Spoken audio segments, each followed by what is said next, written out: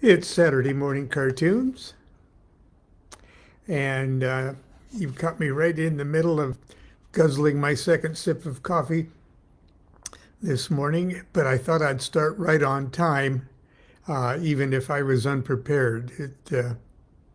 It sets a good example. So, excuse me for a moment.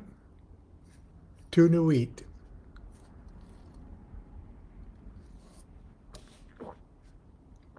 Uh, the tuna wheat uh, toast or blessing uh, is uh, part of a discipline of I guess following out the instructions in the book of the law where Nuit says to me, but always unto me. Sing the rapturous love song unto me. Wear to me perfumes. Drink to me. Okay. Uh, and in a sense, I get you into the knee-jerk practice of being part of the great circuitry of consciousness. And it's not that you've got something and are returning it back. It's just you're always in a constant state of receiving and giving, sort of like electrical things going to the ground. And okay, but anyway, has nothing to do with what I want to read to you this morning. Uh, as many as you know, I'm getting ready for a big 3-day retreat at Joshua Tree National Monument in Southern California, out in the Mojave Desert. It's sort of a big thing. I've been preparing for months and months for it. And it's sort of been the first kind of big thing that I've done since the pandemic. I used to travel all over the world and do this. But anyway, I'm taking all my Enochian toys and everything. And it'll be 3 days. And it is a beautiful part of the Joshua Tree is a beautiful part of the universe, actually. And as I understand, it's being bought up by private property owners that plan to turn it into a casino or something. But while it lasts, Joshua Tree is going to be where I'll be in May 5th, 6th, and 7th. And in doing so, in an intensive retreat such as that, we learn to scry, and scrying is a very, very personal thing. It's not like everybody goes to the exact same place and says, "Oh, I saw Taongla over there. Yeah, that's how he dresses." It's not like that at all. And the title of today's Saturday morning cartoons is Enochian Visions, or Enochian Vision Magic. Expect the unexpected, and that's exactly what you get when you scry. Now, it takes a little while for most people. It takes a little while to get to a place where you're kind of consciously shift who the observer is in you. In Enochian Visions, sometimes I'll ask people, "Well, what did you get in the 5 minutes that we sat quietly after the calls and the magic and everything?" And they said, "Well, I didn't get anything." Well, no, you got lots of stuff. It's just that the you that was watching was not the you that was awake enough to see what was going on. Like going to a movie and standing in the lobby. It said, "Well, I went to the theater and I didn't see Gone with the Wind." You got to go into the theater. You got to go into where the movie's playing, and it's not a hard shift of consciousness. But anyway, So I'll ask them, well, what were you thinking about when you weren't getting anything? And when they say what they're thinking about, they still don't recognize, well, that was your vision, you know? And you can get really good at sort of shifting where your eye is.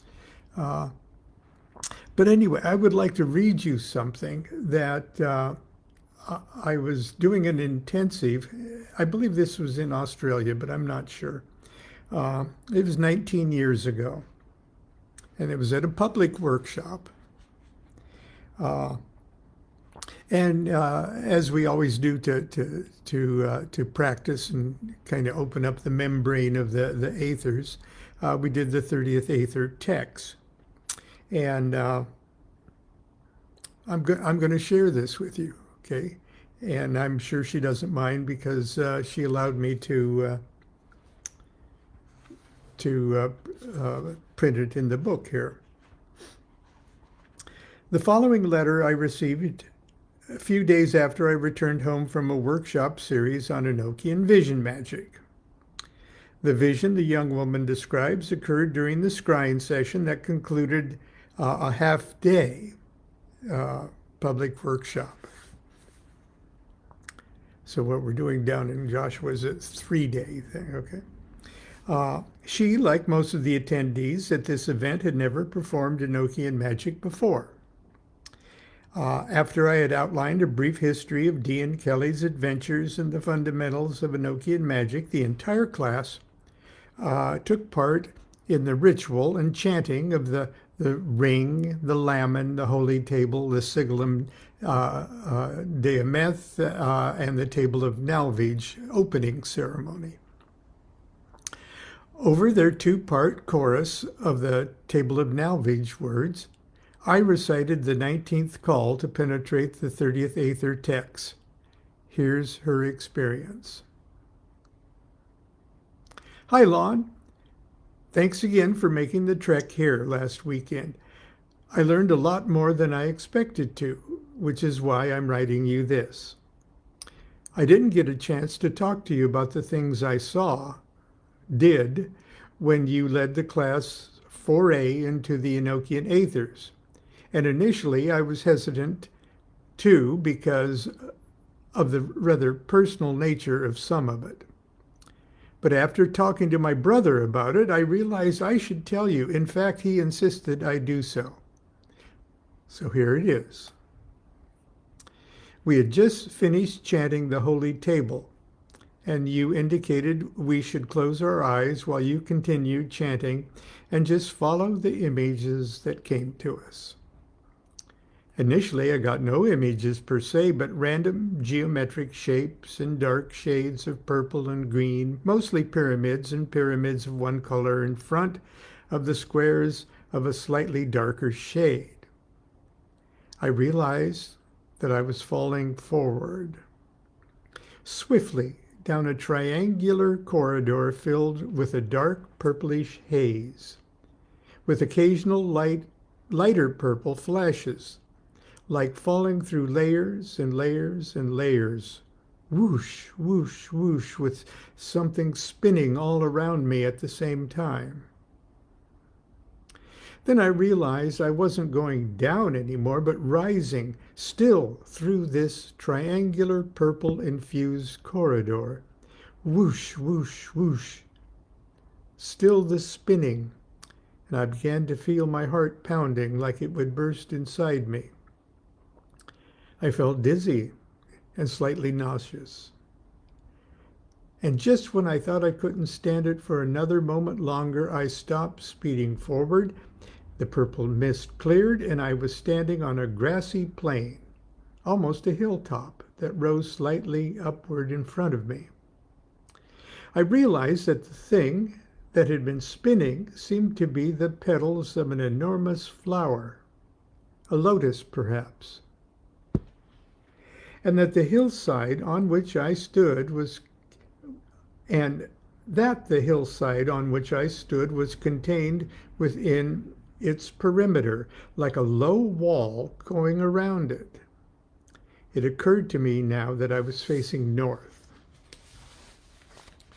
Beyond the border of the wall were two more hills in the distance, one to the left, one to the right, covered in vibrant dark green vegetation.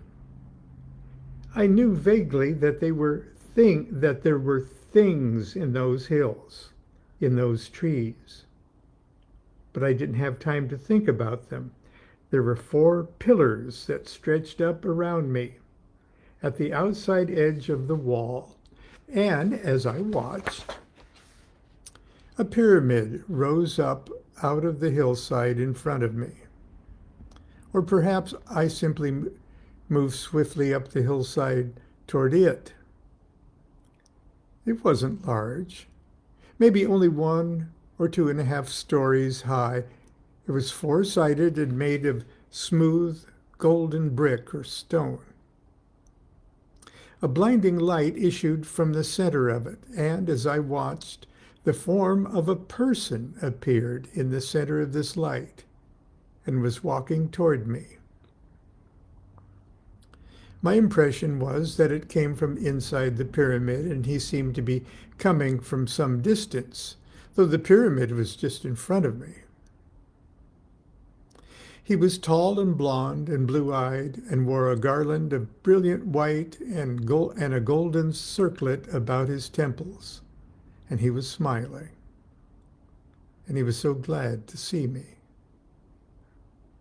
As he came close to me, he opened up the robe to reveal a column of blinding white light running down the center line of his body.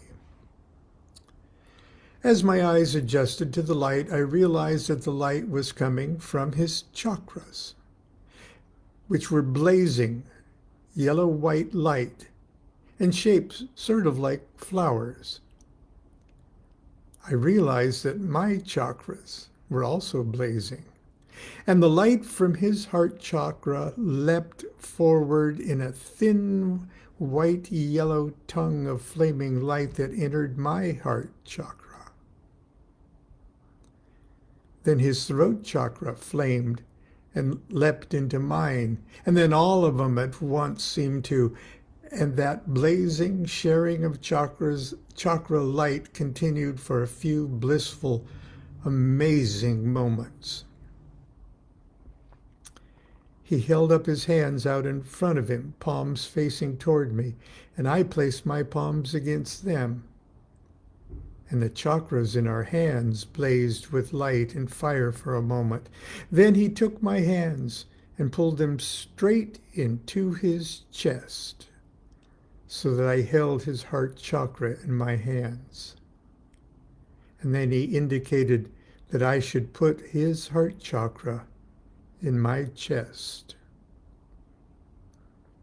I was amazed that he would suggest that, and slightly hesitant, but he was insistent, and together we thrust it into my chest.